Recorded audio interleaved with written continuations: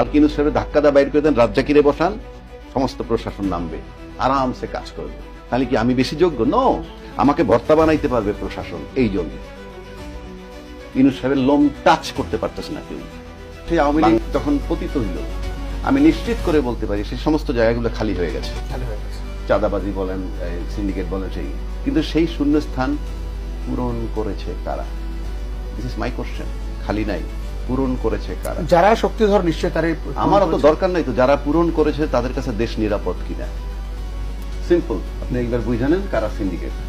দুই আসেন আইন শৃঙ্খলা বাহিনী, দুইটা কারণে সক্রিয় হবে আইন শৃঙ্খলা বাহিনী। Number one, if Yunus is removed, কালকে ইউনূস সাহেবের ধাক্কা দা বাইর করে দেন, রাজ্জাকিরে বসান, সমস্ত প্রশাসন নামবে, আরামসে কাজ করবে। তাহলে কি আমি বেশি যোগ্য? নো, আমাকে ভর্তা বানাইতে পারবে প্রশাসন। এই জন্যে ইউনূস সাহেবের লোম টাচ করতে পারতেছে না কেউ।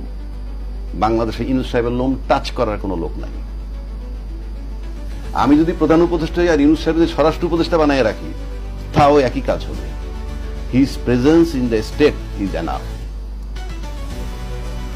আরেকটা যদি বলেন যে ইউনূস সাহেব থাকবে না, নির্বাচন হবে, ইউনূস সাহেব থাকবে অন্য কোন প্রক্রিয়ায়, রাষ্ট্রপ্রধানরে সরাই দেন, তাতে আইন শৃঙ্খলা বাহিনী কাজ করবে।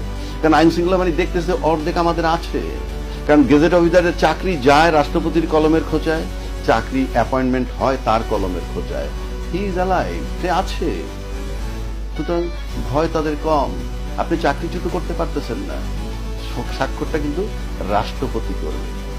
এবং আমরা অতীত দেখছি যখন মাঠে মার্শাল মানে আর্মি নামে, তারপরে কাজ হয় না। This is first time.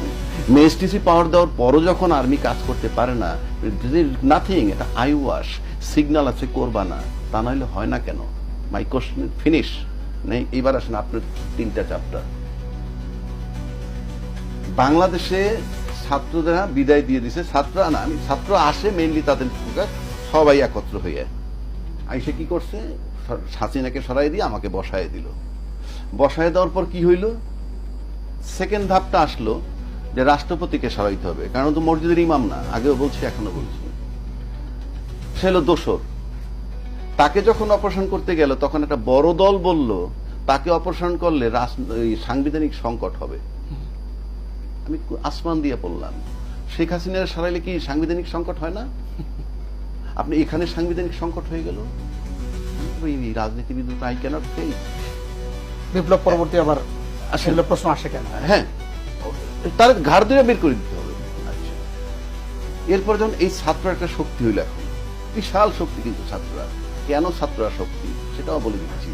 যেহেতু প্রশাসন মাঠে নাই, বাংলাদেশ